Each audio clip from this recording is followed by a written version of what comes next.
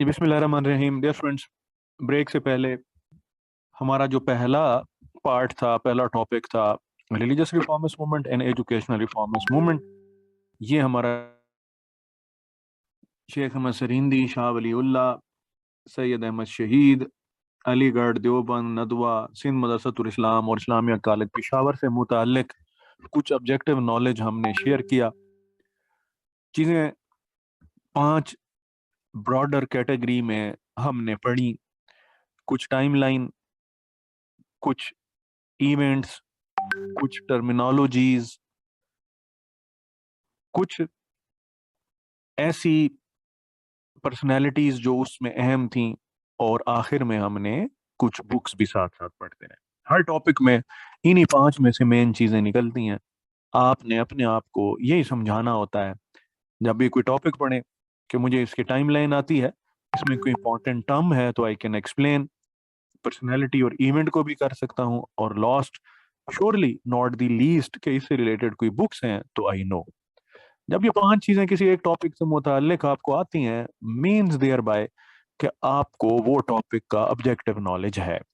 Right जी। अब हम अगला टॉपिक पढ़ते हैं जो इसके बाद पॉलिटिकल डेवलपमेंट को डील करता है। रिलीजियस एजुकेशनल डेवलपमेंट डाउनफॉल के बाद मोर आर लेस यही है। ठीक है ना। कुछ चीजें साथ साथ आपको मैं और पढ़ा दूंगा। तो अब डियर फ्रेंड्स, इसके बाद क्या हुआ? जब अलीगढ़ मूवमेंट बनी, एजुकेशनल और रिलीजियस शऊर हो गया, अब मुसलमानों ने, हिंदू ने अपना पॉलिटिकल पार्ट शुरू किया।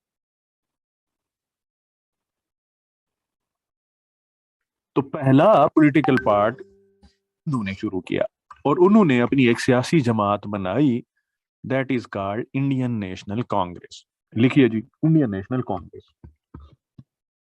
डियर फ्रेंड्स, ये जो इंडियन नेशनल कांग्रेस थी, ये 1885 में एस्टेब्लिश हुई। इंडियन नेशनल कांग्रेस।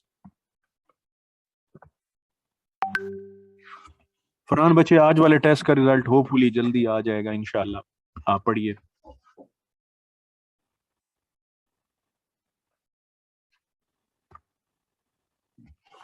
शाबाश। अब डियर फ्रेंड, ये जो इंडियन नेशनल कांग्रेस थी, ये 1885 में बनी। उस वक्त लॉर्ड डरफन क्या थे? वायसराय थे। आपने सवाल पूछा कि सर लॉर्ड डाल्टन, लॉर्ड डरफन ये उस वक्त वायसराय थे। मैंने इंटेंशनली इग्नोर किया कि यस, कि उस वक्त ये वायसराय थे और ये बहुत से काम साथ साथ कर रहे थे। ठीक है ना। तो इनका एक काम कांग्रेस बनाना भी था। तो कांग्रेस बनाने के पीछे रीजन बहुत सी थी, लेकिन जो सबसे अहम पार्ट है इसमें कुछ पर्सनैलिटी का, सुरेंद्र नाथ बैनर्जी, उमेश चंद्र बैनर्जी और एलन ऑक्टिवन ह्यूम, ए ओ ह्यूम कहते हैं। आपने बस ये देखना है कि ये ए ओ ह्यूम कौन थे। ये एक ब्रिटिश ब्यूरोक्रेट, सिविल सर्वेंट थे जिन्होंने कांग्रेस बनाने में हेल्प की। टाइमलाइन 1885। इंपॉर्टेंट पर्सनैलिटी ए ओ ह्यूम। अब एक चीज इंपॉर्टेंट टर्म इससे रिलेटेड है, that is called Albert bill. लिखें, अल्बर्ट बिल। कांग्रेस बनने की बहुत सी रीजन थी, लेकिन एक रीजन अल्बर्ट बिल भी था। ये अल्बर्ट बिल क्या था, मैं आपको पढ़ा दो हूं। लिखे, अल्बर्ट बिल। फ्रेंड्स, हुआ क्या? 1883 में सीपी अल्बर्ट, एक ब्रिटिशर था, उसने एक बिल पेश किया कि आइंदा यूरोपियन वाइट ब्रिटिशर पेश होंगे इंडियन ब्लैक मजिस्ट्रेट के सामने। लेकिन इस बिल की मुखालफत हुई ब्रिटिश पार्लियामेंट में। सीबी अल्बर्ट ने जो बिल पेश किया, इसके मुखालफत क्या, कि आम आदमी बड़े आदमी का एहतसाब कर सकेगा, अदालत में बुला सकेगा, पूछ सकेगा, केस सुन सकेगा। तो उस वक्त उन्होंने मुखालफत की। This is what is called colonial mentality, कि भाई आप आम आदमी हो के बड़े आदमी से पूछ रहे हो कि क्या करना है। It is what is called colonial mentality. ठीक है, this what is called colonial mentality. अब ये कॉलोनियल मेंटालिटी वजह बनी कांग्रेस बनने की, पॉलिटिकल शऊर की, कि ये क्या बात है। तो अल्बर्ट बिल 1883, सर सैयद इसके फेवर में थे, सीपी अल्बर्ट ने पेश किया। तो जब वहां मुखालफत हुई तो सब कॉन्टिनेंट के लोगों में, ब्लैक में, इंडियंस में रिसेंटमेंट फैल गई कि ये क्या बात है कि if they are the ruler तो हम उससे नहीं पूछ सकते, रूलर का एहतसाब नहीं हो सकता। ये कॉलोनियल मेंटेलिटी थी। ठीक हो गया। फिर हम आपको बात समझ आ गई। अल्बर्ट बिल क्या था? Albert bill was a bill, कानून बनाने की कोशिश थी कि आइंदा यूरोपियन भी इंडियन को अकाउंटेबल होंगे। ठीक। चलें बहरहाल आगे बढ़ते हैं। जो इंडियन नेशनल कांग्रेस थी, इसको बनने में 70 डेलीगेट्स थे बनाने में। इनमें से दो सिर्फ मुस्लिम थे। तो क्या हम कह सकते हैं कि कांग्रेस मुस्लिम रिप्रेजेंटेटिव जमात थी? नहीं कह सकते। ठीक है ना, कि कांग्रेस मुस्लिम रिप्रेजेंटेटिव जमात नहीं। शाबाश, बस इतनी सी बात है। कांग्रेस का टॉपिक कर लेंगे। इसमें और सारा सब्जेक्ट नॉलेज है, अच्छी थी बुरी थी। ठीक है। हाँ, एक आता है कि इसके दूसरे जो प्रेसिडेंट बनाया वो मुसलमान थे, बदरुद्दीन तैयब जी। बदरुद्दीन तैयब जी कांग्रेस के प्रेसिडेंट थे। ठीक। चलो, अब एक आगे आ गया पार्टीशन ऑफ बंगाल। 1900 में हम आ चुके, पार्टीशन ऑफ बंगाल 1905। लिखें जी, पार्टीशन ऑफ बंगाल।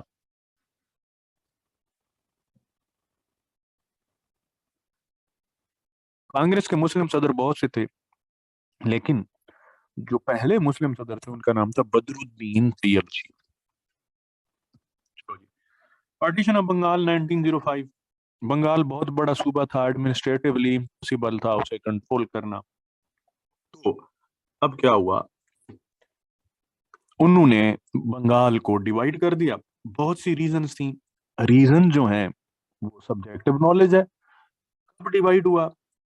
20 जुलाई 1905। 20 जुलाई 1905। बंगाल कब डिवाइड हुआ? 20 जुलाई 1905।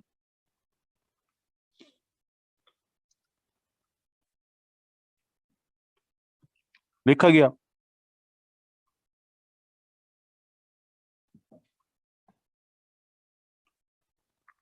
फ्रेंड्स, इस बंगाल की पार्टीशन की बहुत ज्यादा रिसेंटमेंट हुई।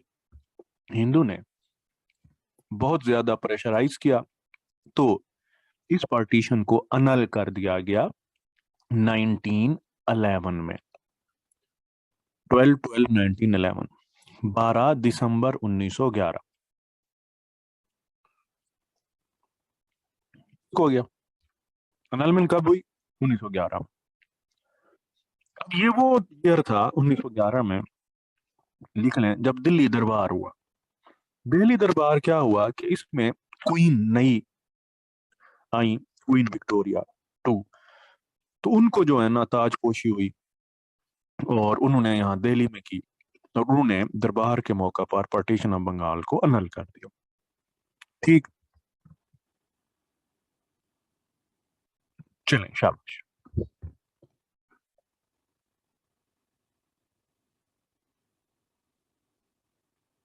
डियर फ्रेंड्स, जब पार्टीशन ऑफ बंगाल हुई तो कौन था? Lord Curzon. कौन था? Lord Curzon. ठीक है। 1905 में पार्टीशन हो गई। याद रखना है 20 जुलाई 1905, एनलमेंट 12/12/1911। चलिए जी। उसके बाद 1906 Shimla deputation. 1906 Shimla deputation. Friends, ये जो शिमला डेपुटेशन था, 1 अक्टूबर 1906 को लिखते जाइए टाइमलाइन। 1 अक्टूबर 1906।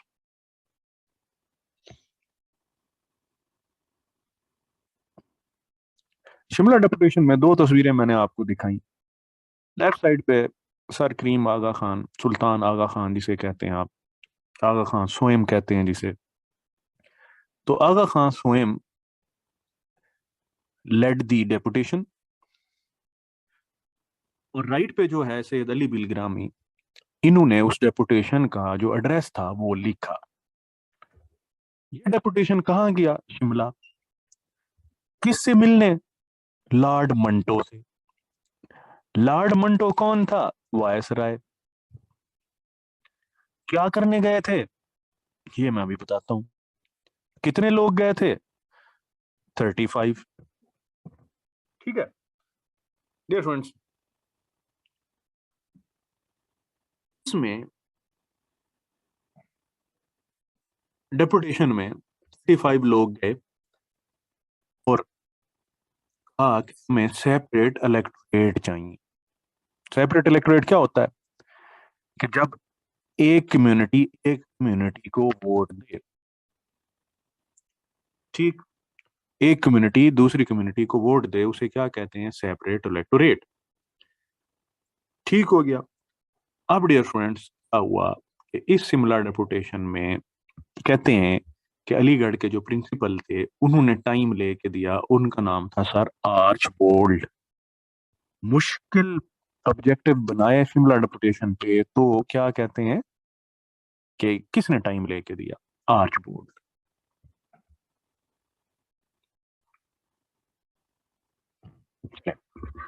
रिपीट करते हैं। शिमला डेपुटेशन एक पॉलिटिकल शऊर लेके कितने लोग डेपुटेशन पे गए मिलने? बताइए शाबाश। नासिक नूर 35। शिमला डेपुटेशन में कितने लोग थे? 35। इनकी क़यादत कौन कर रहे थे? Deputation was led by sir Aga Khan the 3। ओके। जब वहां पहुंचे तो एड्रेस किसने लिखा, किसने बनाया? सैयद अली बिलग्रामी ने। कहां पे मिलने गए थे? शिमला। कौन सी डेट थी? 1 अक्टूबर, ईयर 1906। किससे मिलने गए थे? लॉर्ड मंटो। लॉर्ड मंटो कौन था? वायसराय। क्या कहा इन्होंने? बहुत सी मुतालबे किए होंगे, लेकिन अहम मुतालबा क्या था? सेपरेट इलेक्टोरेट, कि हमें सेपरेट इलेक्टोरेट दे दें। बस शाबाश, इतनी सी बात है। Nothing more nothing less.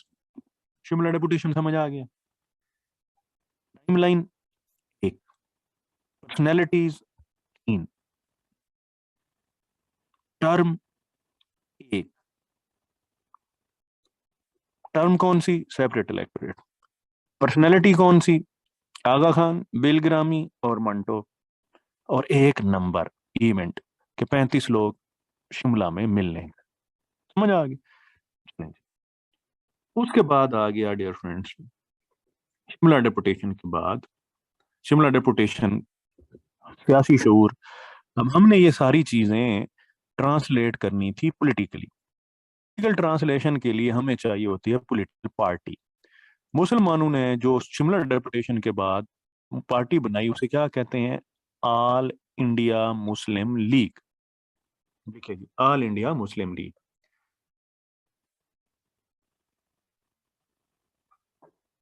ठीक जी, ऑल इंडिया मुस्लिम लीग।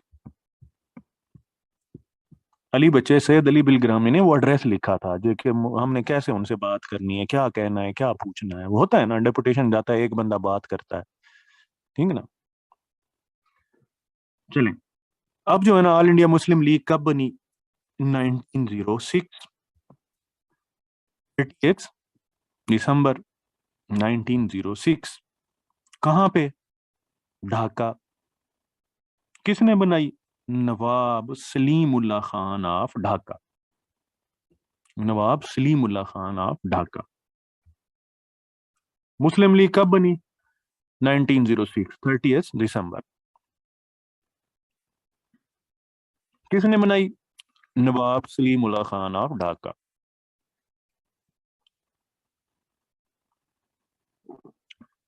मुस्लिम लीग कहाँ पे बनी? ढाका, 30 दिसंबर,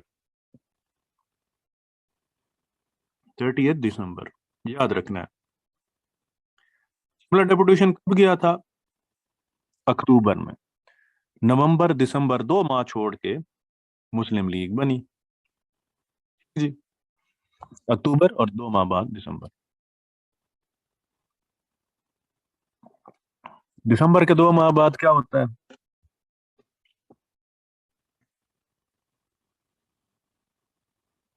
फरवरी। फरवरी में 13 दिन बाद क्या होता है? मारिया। हाँ हाँ, नहीं होता। चलो शाबाश। अगली बात याद रह जाएगी ना। मंटो मार्ले रिफॉर्म, चले लिखिए। यासिम बच्चे, 13 दिनों के बाद 14वां दिन होता है फरवरी का। और आप इंडिपेंडेंस डे कब मनाते हैं? 14 फरवरी को। ओ सॉरी, 14 अगस्त को। वैसे वो है, पाकिस्तान का इंडिपेंडेंस डे 14 अगस्त है, आप लोगों का नहीं। फरहान बच्चे, हमने क्या मनाना है? हम ही मनाते रहते हैं लोग। फरहान, आपको बात समझ आई? शाबाश। तो आपको भी कोई मनाएगा कि भाई। वैसे हमारी जनरेशन ना और आपकी जनरेशन में पता है फर्क क्या है? इरम, कि पहले ना मोहब्बत में खवातीन के लिए दो मुल्क लड़ पड़ते थे। वो फिल्म आपने देखी है, Helen of Troy? Troy film देखी है?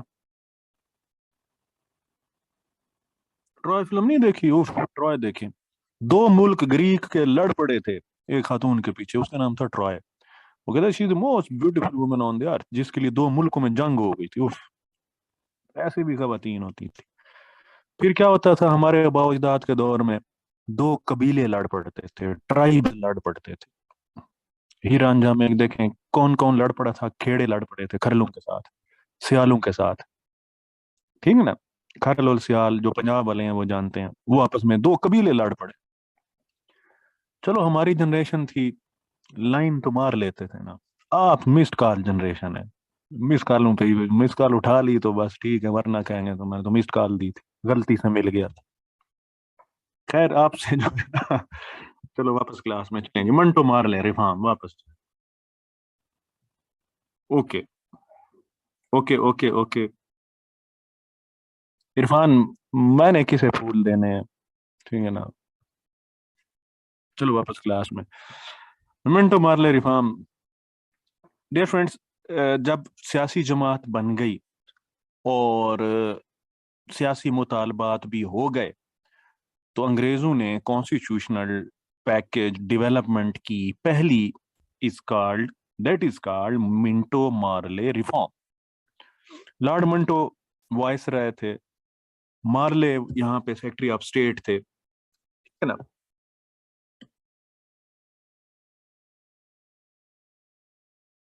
चलें, अब क्या होता है मंटो मार्ले रिफॉर्म में क्या हुआ? डियर फ्रेंड, जो सबसे इंपॉर्टेंट बात थी मंटो मार्ले रिफॉर्म में वो ये था कि सेपरेट इलेक्टोरेट एक्सेप्ट हो गया।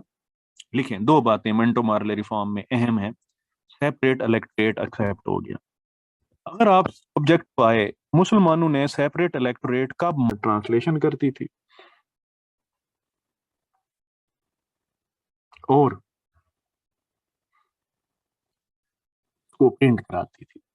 जो प्रिंट कराती थी वो अलीगढ़ इंस्टीट्यूट गजट में कराती थी 1866 में। 1866 में।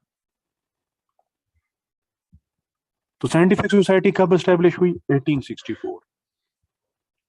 और इस पे जो रिसर्च आर्टिकल ये वो सारे पब्लिश होते थे वो कब थे? 1866 में। 1866 में।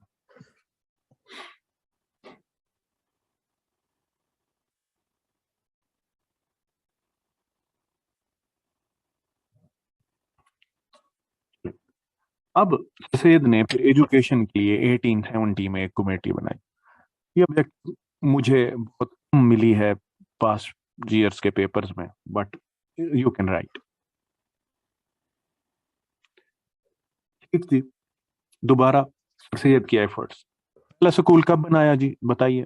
1859। दूसरा 1863 में। फिर क्या किया? साइंटिफिक सोसाइटी बनाई। इस साइंटिफिक सोसाइटी के आर्टिकल किस में छपते थे?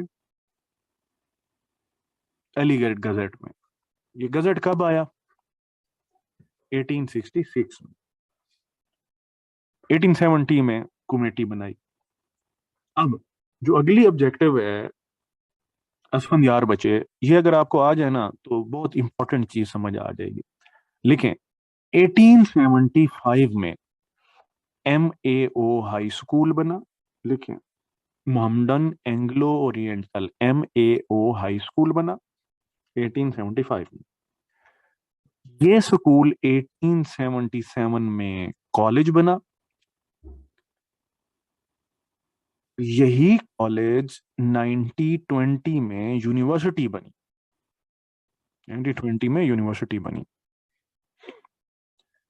चलें बताएं, MAO हाई स्कूल कब बना? 1875। MAO कॉलेज कब बना? 1877। यूनिवर्सिटी कब बनी? 1920। शाबाश। तो हमें मरियम खान बताएंगी कि ये हाई स्कूल कहाँ बना था।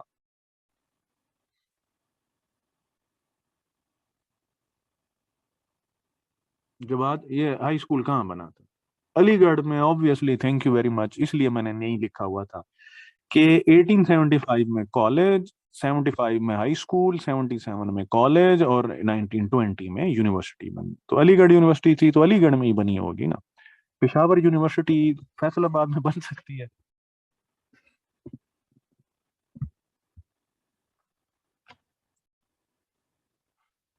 चलें, अब अगली बात जो बहुत अहम है अलवीजा बचे, वो ये है कि 1886 में, जी हमारा वो है इस्लामाबाद स्कूल बलूचिस्तान में, कोई बात नहीं। यहाँ पे भी इस्लामाबाद में भी क्वेटा टी स्टॉल है ना। और कौन सा है? हाँ, मुल्तानी हलवे की शॉप भी है, इकरा कियानी। और सिंधी आर्ट उसके भी है। शाबाश। तो वो यही तो ग्लोबलाइजेशन है। चलो अगली बात, वापस क्लास में। 1886 में मोहम्मदन एजुकेशनल कॉन्फ्रेंस हुई। London town Qasimabad. Okay okay, Hunza dry fruit, Balochistan dry fruit. अब आपको समझ आ गया। सोहेल खान, चलो वापस क्लास में। हमारी ड्राई फ्रूट की और ये क्वेटा टी की क्लास नहीं है हमारी, कराची बिरयानी की भी नहीं है अलवीजा। ये अलीगढ़ की क्लास है। चलो शाबाश। चकवाल की रेवड़ियां भी हैं। ठीक है अनम, वापस वापस। चलो ये तो अच्छा है कि मेरी क्लास में अब लोग बोर नहीं होते, हंसते के मुस्कुराते रहते हैं। चलो वापस क्लास में। 1886 Mohammedan educational conference.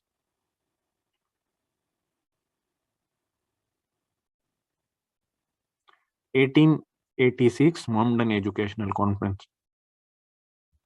Yes friends, इसकी तीन बातें लिखें। Number one, it was forerunner of Muslim League. मतलब कि मुस्लिम लीग से पहले ये था। Number two, it was first political, Farhan, it was first political platform. And Numan, it was the PR mouthpiece of Aligarh. तीन चीजें। 1886 में मोहम्मदन एजुकेशनल कॉन्फ्रेंस होती है। It was the forerunner of Muslim League, यानी कि मुस्लिम लीग से पहले ये मुस्लिम लीग थी। It was the first political platform for Muslim. And number three, it was the mouthpiece, PR wing of Aligarh. ठीक, Iram Nawaz and Numan Ahmed Khan. चलो शाबाश। अब स्टूडेंट्स, आगे क्या होता है कि सैयद की बुक्स, सर सैयद ने किताबें लिखी बहुत सी, चार पांच अहम अहम अहम हम पढ़ लेते हैं। लास्ट बात की समझ नहीं आई लैबा बच्चे, विंग की। शाबाश। सुने, मैंने कहा कि ये जो मोहम्मदन एजुकेशनल कॉन्फ्रेंस थी ना, लाइबा आप सुनिए, मारिया आप भी सुने। नंबर वन, पहली बात कि ये मुस्लिम लीग का फोर रनर है। दूसरी बात कि ये फर्स्ट पॉलिटिकल प्लेटफॉर्म है। तीसरी बात कि ये P R wing, mouthpiece of Aligarh, mouthpiece of Aligarh. ठीक है।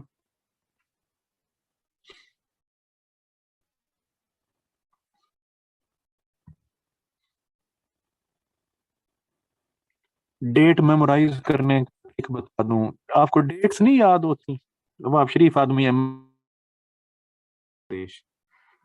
और दारुल उलूम ने अपना फंक्शन शुरू किया 1867 में, 1867। ठीक।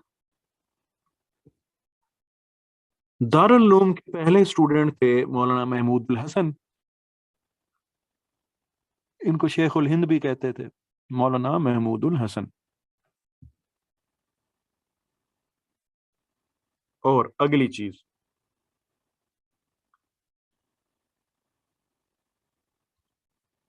इनके फर्स्ट एडमिनिस्ट्रेटर थे मौलाना कासिम नानातवी।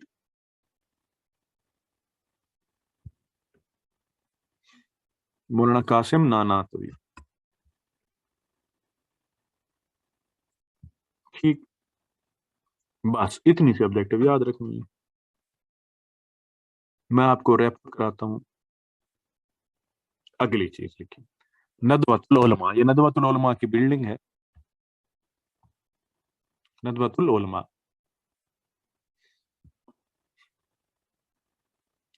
डिफरेंस, नदवतुल उलमा, नदवा कहते हैं ऑर्गेनाइजेशन को, ये टर्म है, एक्सप्लेन कर देते हैं। नदवा कहते हैं ऑर्गेनाइजेशन को, उलमा कहते हैं स्कॉलर्स को। नदवतुल उलमा कहाँ बनाया गया? कानपुर में। फिर 1894, Nadwa was shifted to Lucknow. कब? 1898 में, 1898 में।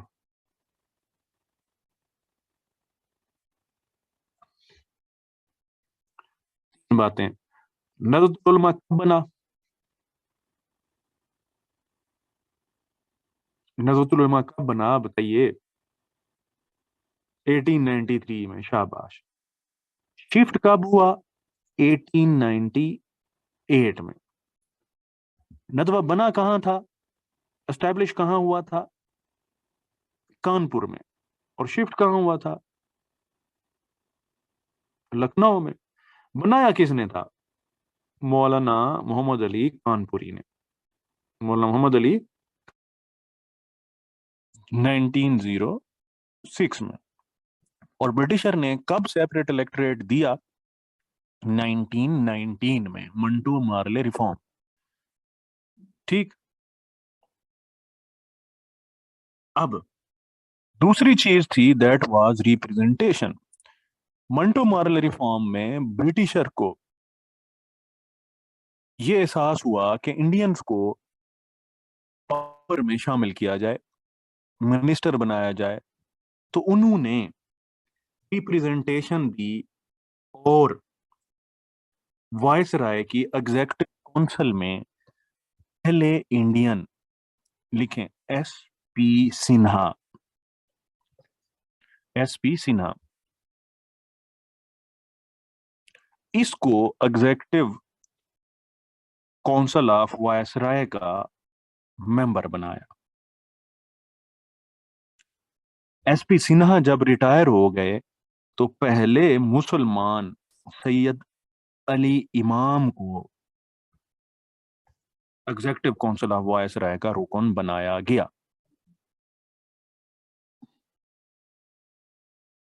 चटा साहब, मैं अभी बताता हूं, आप अभी लिख लेना, फिर मैं बताता हूं। आप सुनिए, लिखें मंटो मार्ले रिफॉर्म, लिखिए मंटो मार्ले रिफॉर्म, लिखा गया। इस रिफॉर्म की दो अहम बातें कौन सी हैं? मंटो मार्ले रिफॉर्म कब हुई? 1909 में। अब दो इंपॉर्टेंट क्या चीजें हैं, टर्म्स हैं, लिखें सेपरेट इलेक्टोरेट, ये एक्सेप्ट हुए। और दूसरी टर्म क्या है? रिप्रेजेंटेशन। इंडियंस को रिप्रेजेंटेशन मिली, लफ्ज लिखना है इंडियन।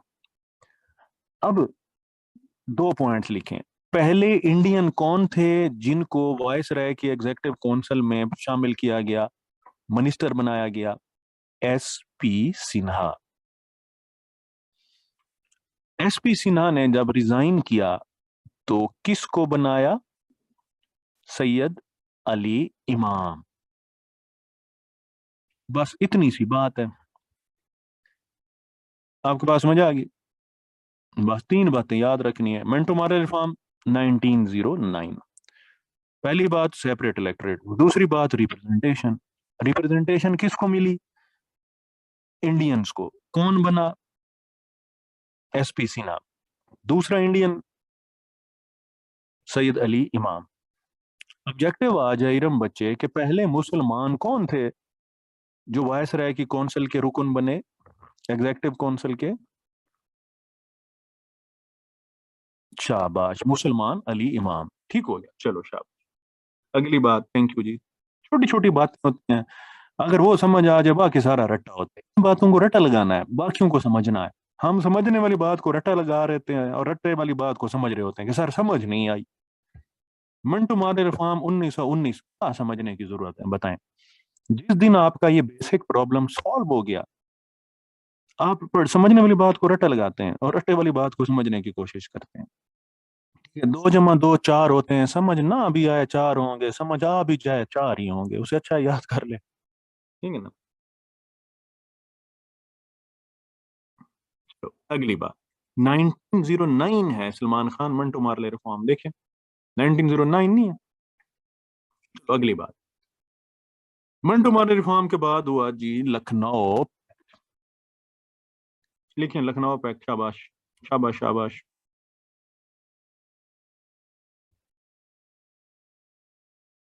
चलें, लखनऊ पैक्ट क्या था? 1916 में हुआ। कुछ भी नहीं था इसमें। ठीक है ना?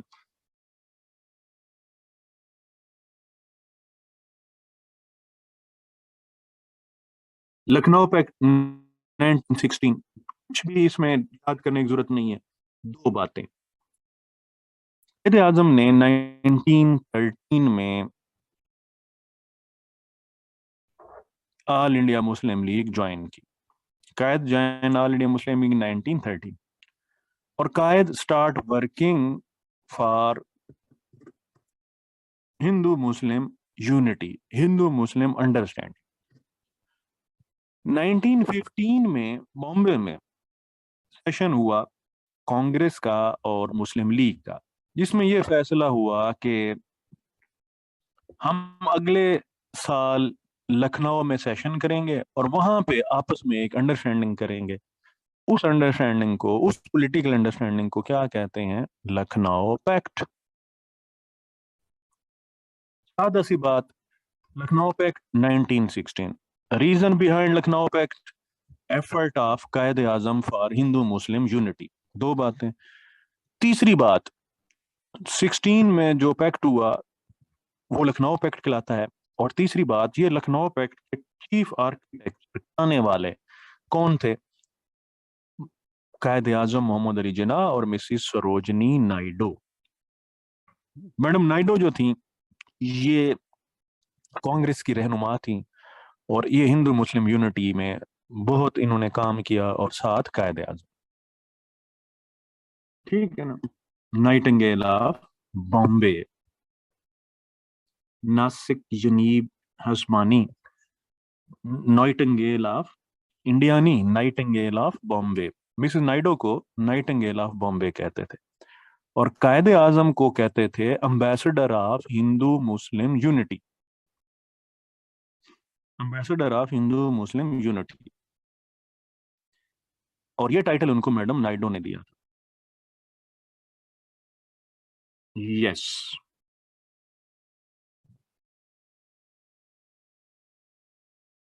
चलो शाबाश।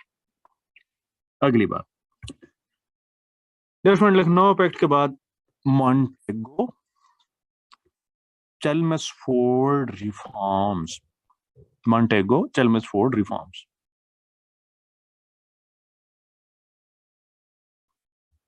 1919। Montego Chelmsford reforms.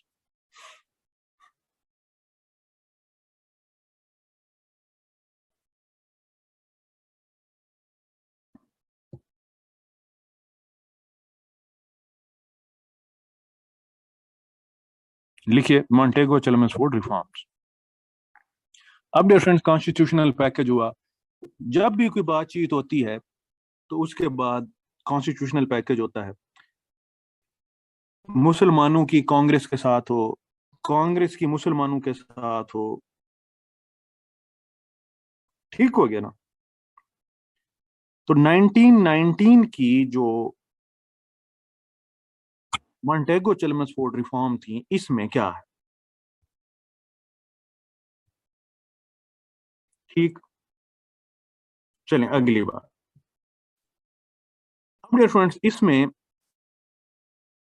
जो मंटो मार्ले रिफॉर्म थी उसको मैच्योर करने के लिए सेक्रेटरी ऑफ स्टेट मॉन्टेगो और लॉर्ड चेल्मसफोर्ड, उनके दरमियान जो कॉन्स्टिट्यूशनल पैकेट था, that is called Montagu Chelmsford reform. ठीक है ना। अब इसमें जो बहुत से पॉइंट्स थे वो अपनी जगह, लेकिन जो सबसे अहम पॉइंट था दैट वाज, लिखें, distribution of power between centre and province. Centre province relation define किए। Centre province relation,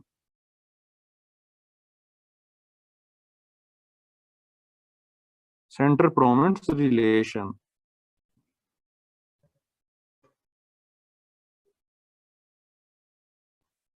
centre province relation के सिस्टम को कहते हैं डायरकी। क्या कहते हैं? डायरकी। उस वक्त जो सेंटर प्रोविंस सिस्टम बनाया गया उसे कहा गया डायरकी। डायरकी किसे कहते हैं?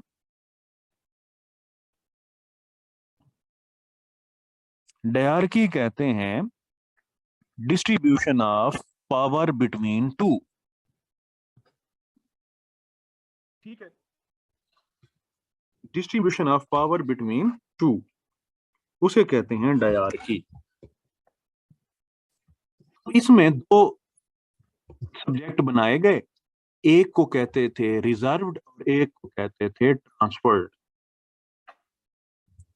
वहां मखदूम, जो रिजर्व सब्जेक्ट थे ये फेडरल कहलाते थे और जो ट्रांसफर्ड थे ये प्रोविंस को देते थे। Reserved and transferred. आजकल भी मोर और लेस यही सिस्टम है। आजकल भी मोर और लेस यही सिस्टम है।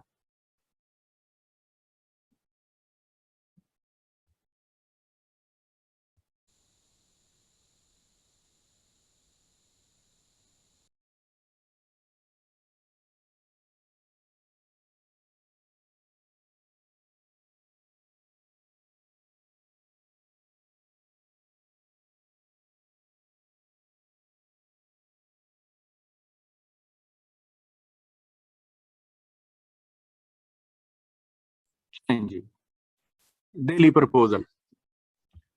डियर फ्रेंड्स, मुसलमानों ने जो कॉन्स्टिट्यूशनल प्रपोजल पेश की डेवलपमेंट के लिए, वो क्या कहलाती हैं? दिल्ली प्रपोजल। ये पेश की गई मार्च 20 1927। मार्च 20 1927। ठीक, मार्च 20 1920। अब ये दिल्ली प्रपोजल, मुसलमानों ने अपना कॉन्स्टिट्यूशनल पैकेज पेश किया। ये दिल्ली प्रपोजल हिंदू ने रिजेक्ट कर दी। Delhi proposal 1927 rejected by Hindus. Lord Birkenhead ने चैलेंज किया। लिखें, लॉर्ड बर्कनहेड ने कहा कि you are immature people, Indians को कहा आप कॉन्स्टिट्यूशन बना ही नहीं सकते, समझ ही नहीं सकते, हम आपको सिखाते हैं। तो उन्होंने एक कमीशन भेजा दो बंदों का, that is called Simon commission. Simon commission आया 3 फरवरी 1928। हाँ, लिखिए, दिल्ली प्रपोजल मार्च 1927, 20 मार्च 1927। सब्जेक्टिव होती हैं जिनका ईयर याद रखना है, कुछ हैं जिनका डेट याद रखनी होती है। क्योंकि ये प्रपोजल ईयर वाइज हैं तो ईयर याद रख लें, सफिशिएंट है। 1927। इसने चैलेंज किया लॉर्ड बर्कनहेड ने, कहा कि यू आर इमेच्योर, हम आपको भेजते हैं। तो उन्होंने भेजा साइमन कमीशन। साइमन कमीशन आया फरवरी 1928 को। इसके दो रुकन थे, लिखें, sir Brooke Simon and Lord Selman Attlee. Left पे जो तस्वीर नजर आ रही है सर ब्रूक साइमन की है, और राइट पे लॉर्ड सेल्मन एटली। इन दो बंदों ने हमें कॉन्स्टिट्यूशनल डेवलपमेंट सिखाने की, पढ़ाने की, बनाने की कोशिश की, लेकिन नाकाम हुई। तो क्या हुआ फिर? साइमन कमीशन चला गया, ठीक है। फिर मुसलमानों ने और हिंदू ने मिलके एक कमेटी बनाई, और उस कमेटी ने जो रिपोर्ट पेश की उसे कहते हैं नेहरू रिपोर्ट। नेहरू रिपोर्ट अगस्त 1928 को पेश की गई। लिखें अगस्त 1928।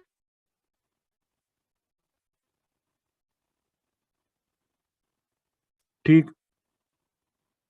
डियर फ्रेंड्स, इस कमेटी को हेड कर रहे थे पंडित मोतीलाल नेहरू, जो जवाहरलाल के फादर थे, पंडित मोतीलाल नेहरू। इस कमेटी में दो मुस्लिम शरीक थे मुस्लिम लीग की तरफ से, सर अली इमाम और शुएब कुरैशी। सर अली इमाम और शुएब कुरैशी।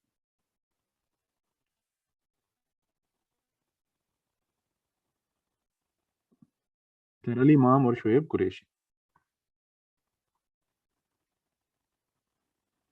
अब ये रिपोर्ट भी ब्रिटेन ने रिजेक्ट कर दी। ठीक। इस रिपोर्ट में मुसलमानों के खिलाफ बातें थीं, उनकी रिप्रेजेंटेशन, उनकी आइडियोलॉजी, हिंदी को बनाया जा रहा था लैंग्वेज, तो सारा तो मुसलमानों ने भी रिजेक्ट कर दी, उन्होंने भी रिजेक्ट कर दी। एक लिंक बनाते हैं चीजों का। डियर फ्रेंड्स, खिलाफत मूवमेंट के बाद फर्स्ट वर्ल्ड वॉर खत्म हुई, तो उन्होंने कहा कि आप हमें सपोर्ट करें तो हम आपको कॉन्स्टिट्यूशनल डेवलपमेंट कर देंगे। कॉन्स्टिट्यूशनल डेवलपमेंट की जो मुसलमानों की प्रपोजल थी उन्हें क्या कहते हैं? दिल्ली प्रपोजल। जो कब आई? 1927। अरे बताते रहिएगा। दिल्ली प्रपोजल रिजेक्ट हो गई, तो किसने चैलेंज किया कि आप इमेच्योर हैं, हम आपको जो है ना कॉन्स्टिट्यूशन बना के देते हैं? लॉर्ड बर्कन हेड ने। शाबाश। इस चैलेंज के जवाब में उन्होंने क्या किया कि एक कमीशन भेजा, उसे कहते हैं साइमन कमीशन। साइमन कमीशन कब आया? 1928 में। 27 में आया, 28 में गया, वो डेट्स की वो नहीं है, ना। इस साइमन कमीशन में दो लोग थे। कौन कौन? Sir Brooke Simon and Salmon Attlee. चलें, यही लॉर्ड एटली थे जिन्होंने 1947 में आपको आजादी दी थी। ये ब्रिटिश के प्राइम मिनिस्टर बने लेटर ऑन। अब डिफरेंस क्या हुआ? इस साइमन कमीशन को रिजेक्ट कर दिया, और मुसलमानों और हिंदू ने, कांग्रेस और मुस्लिम लीग ने जो मुश्तरका एफर्ट की उसे क्या कहते हैं? नेहरू रिपोर्ट। नेहरू रिपोर्ट कब आई? 1928 में। किसने नेहरू रिपोर्ट को हेड किया था, लिखा था? महाम मोतीलाल नेहरू ने। शाबाश। इसमें दो मुसलमान का मुस्लिम लीग की तरफ से कौन कौन से थे? अली इमाम और शुएब कुरैशी। अली इमाम और शुएब कुरैशी। ठीक। ये रिपोर्ट रिजेक्ट कर दी, क्योंकि इसमें मुसलमानों के मुतालबात, डिमांड्स नहीं मानी गई। मुसलमानों की डिमांड्स नहीं मानी गई। मुस्लिम लीग ने कहा कि ये हमारे डेथ वारंट हैं। तीन टर्म्स लिखें। मुस्लिम लीग ने नेहरू रिपोर्ट को क्या कहा? ये हमारे डेथ वारंट हैं, कि हम इस पे अमल दरामद नहीं कर सकते।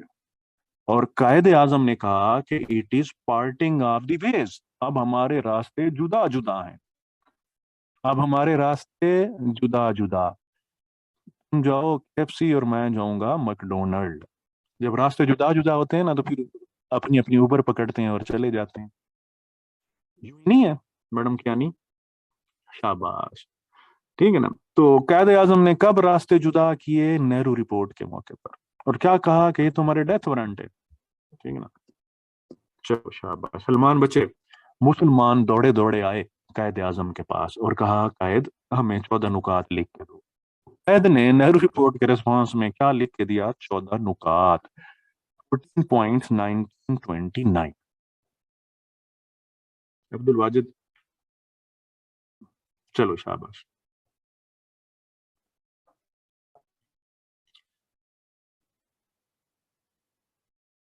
चलो, अब आपको बात समझ आई? अब 14 पॉइंट सना की फरमाइश पर छुट्टी करते हैं, लेकिन मैं आपको एक शेर सुनाऊंगा और एक बात सुनाऊंगा। डियर फ्रेंड्स, हम देहात में हाई स्कूल में पढ़ते थे। हमारे पाकिस्तान अफेयर के टीचर बहुत सख्त थे। तो दिसंबर टेस्ट हुआ, 2 सवाल दिए, सारे बच्चे पास हो गए। टीचर ने कहा कि यार मुझे पता है कि मैं पाकिस्तान अफेयर अच्छे नहीं पढ़ाता, तो ये आप कैसे पास हो गए हैं सारे? 2 सवाल थे, एक 14 नुकात आया हुआ था और एक 1940 की रेजोल्यूशन आई हुई थी। तो कलेक्टिव पनिशमेंट होती है देहातों में। तो उन्होंने कहा सारी क्लास को के कान पकड़ो। मैडम सना, बात सुनिएगा। सर सलमान, 14 नुकात क्लियर करवा रहा हूँ। यासिम अली। तो सारी क्लास ने कान पकड़ लिए। अब जो सबसे कमजोर लड़का होता था तो वो बता देता था कि सर क्या हुआ है। तो एक लड़के ने 5 मिनट बर्दाश्त किया, फिर खड़े होकर कहा कि सर, जिस दिन टेस्ट हुआ ना, तो उस दिन क्लास में, आपको पता है देहाती स्कूलों में चार्ट लगे होते हैं, कहते सर चार्ट लगा हुआ था और उस पे 14 नुकात लिखे हुए थे, तो सब ने वहां से नकल मार के लिखी। तो सर ने देखा तो पेपर पे सबसे पहले सब लोगों ने 14 नुकात लिखे हुए थे और किसी के गलत नहीं थे। सर ने पकड़ लिया। सर ने कहा दोबारा कान पकड़ो। था ये चला गया किसको? टर्की को, रिपब्लिक ऑफ टर्की को। टर्की रिपब्लिक कब बना? 29 अक्टूबर 1923। ठीक। और जो इस ऑटोमन अंपायर का रिलीजियस पार्ट था, वो उन्होंने खत्म किया, कैलिफेट्स को अबॉलिश किया 3 मार्च 1924। बस याद रख लें, 3 मार्च 1924।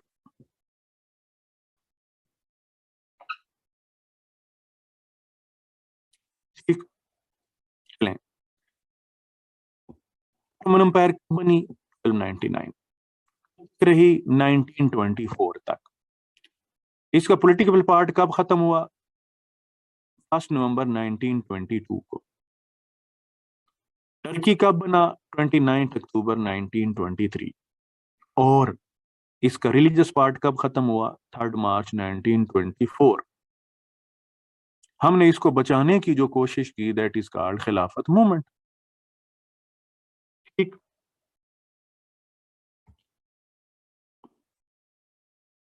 अब डियर फ्रेंड्स, इस खिलाफत मूवमेंट में जो लीडर थे मुसलमानों की तरफ से, जौहर बरादरान, और कांग्रेस की तरफ से डोमिनेंटली गांधी। इनके लीडर कौन थे?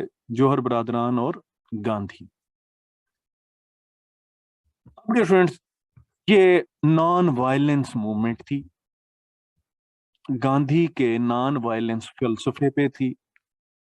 गांधी के नॉन वायलेंस फलसफे को कहते हैं अहिंसा।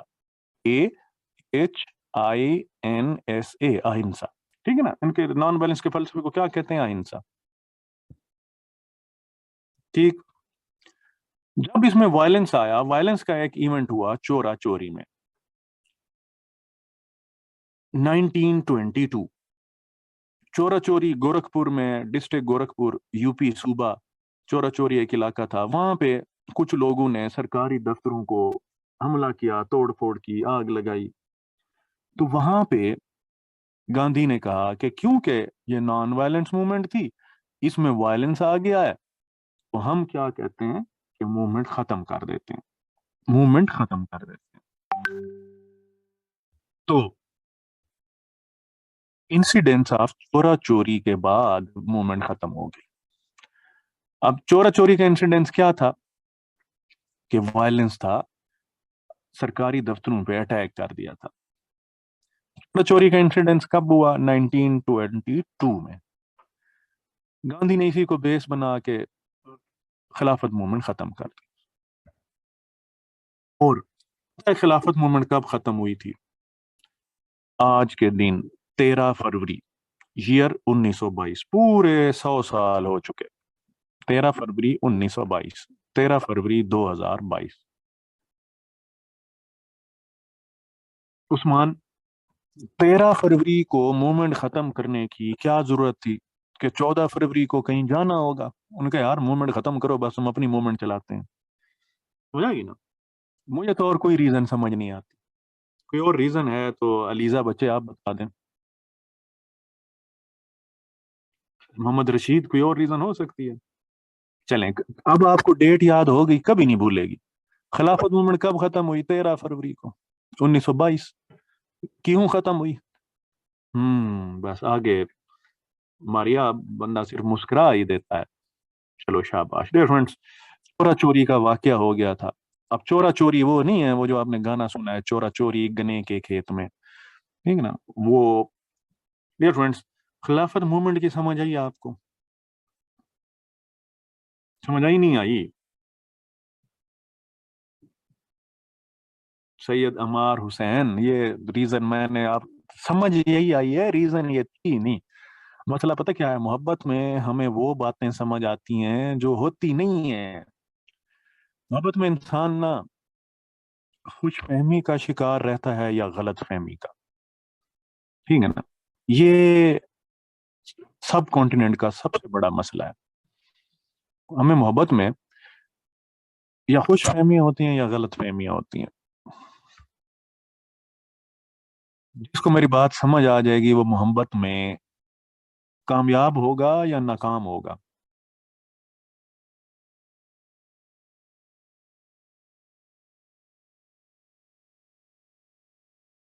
एतजाज चट्ठा ऐसा नहीं है। अगर वाकई मोहब्बत है तो उसमें कामयाबी क्या नाकामी क्या, मजा आएगी ना।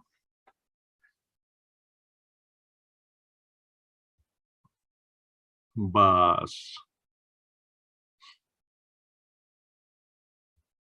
चलें बहरहाल। फ्रेंड्स, खिलाफत मूवमेंट, खिलाफत 1299 से 1924, 1299 से 1924।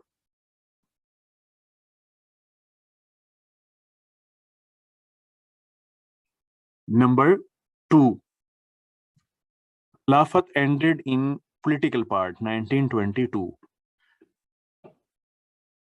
Religious part 1924। ठीक। सना बच्चे छुट्टी देते हैं, 5-7 मिनट दे लें, 8:45 छुट्टी दे दूंगा आपको, ठीक है। एक अहम चीज आगे है, वो मैं पढ़ा दूंगा आपको। चलो, इकरा कियानी को क्लियर हो गया। तो खिलाफत मूवमेंट क्यों खत्म हुई? चोरा चोरी के वाक्य की वजह से। और कब खत्म हुई? सलमान खान, कब खत्म हुई? डिस्ट्रैक्ट नहीं होना मैडम मुइन। 13 फरवरी 1922 को। डिस्ट्रैक्ट नहीं हो जाना। मसला तो यही है, मोहब्बत कंसंट्रेशन सिखाती है, मोहब्बत जो है ना वो है, डिस्ट्रैक्ट नहीं करती। मसला ये है कि हम मोहब्बत में डिस्ट्रैक्ट हो जाते हैं। चलो बहरहाल, 13 फरवरी 1922। सलमान खान, बहुत शुक्रिया। तो डियर फ्रेंड्स,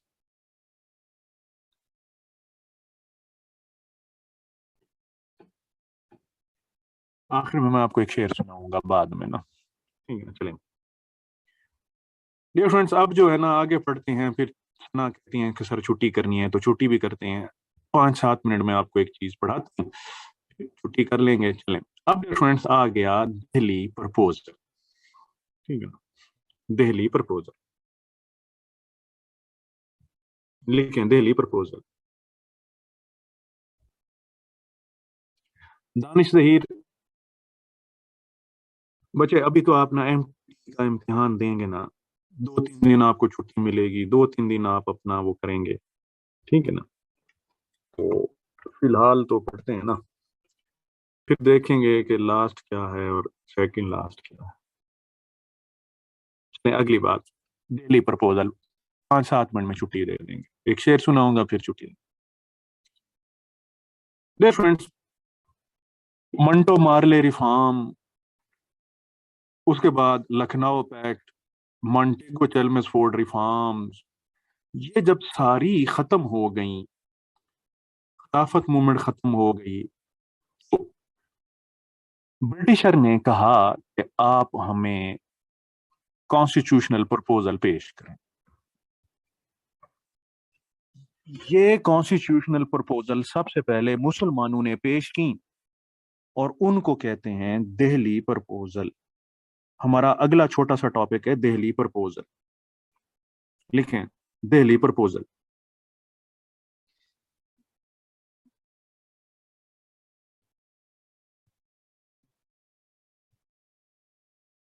ठीक है।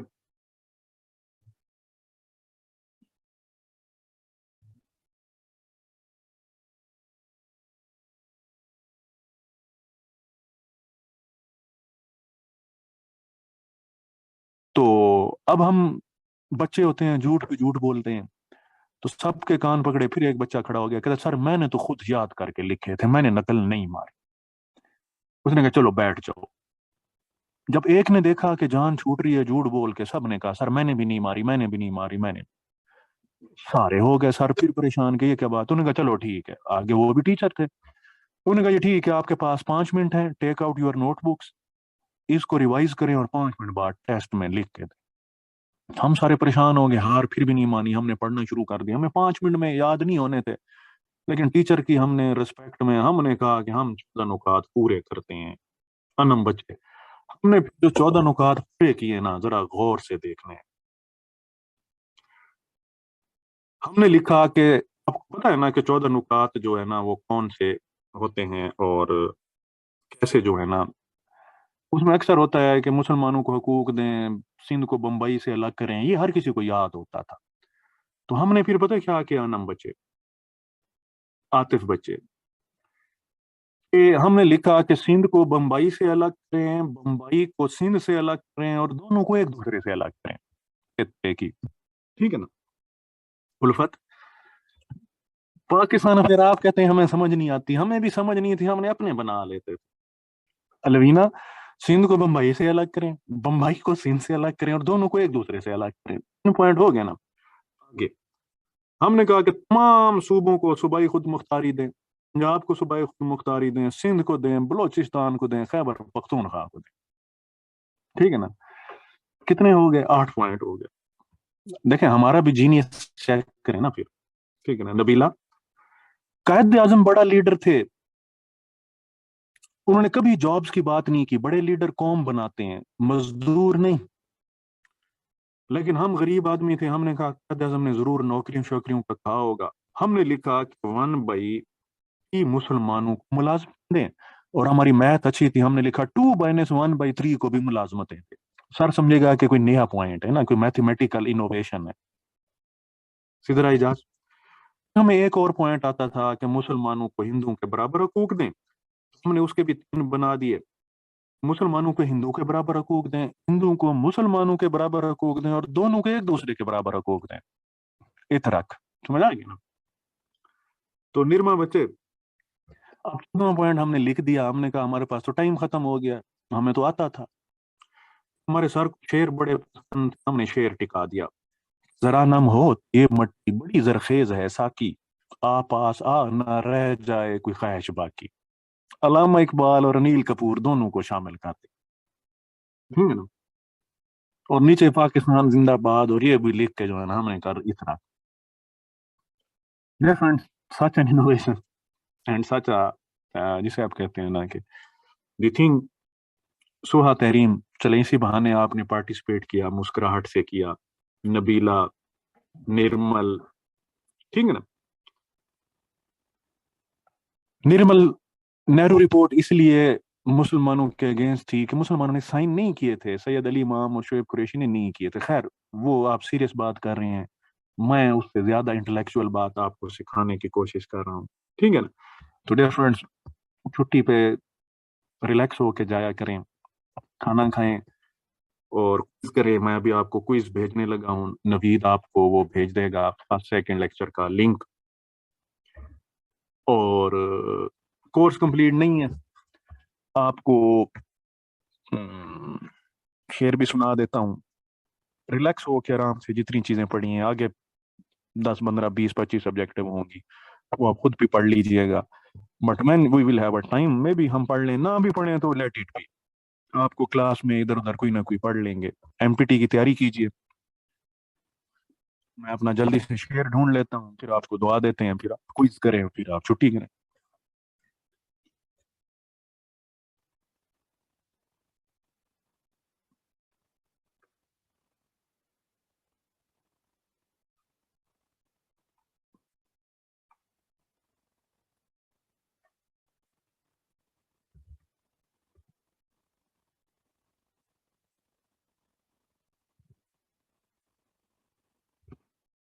नवीद भाई, स्टू का लिंक भेजा है, क्विज वन का आपके पास था, आप दे दीजिएगा, ये बच्चे कर लेंगे। लेकिन मैं इनको अभी थोड़ा सा एक बहुत इंटेलेक्चुअल बात बता के फिर छुट्टी देता हूँ।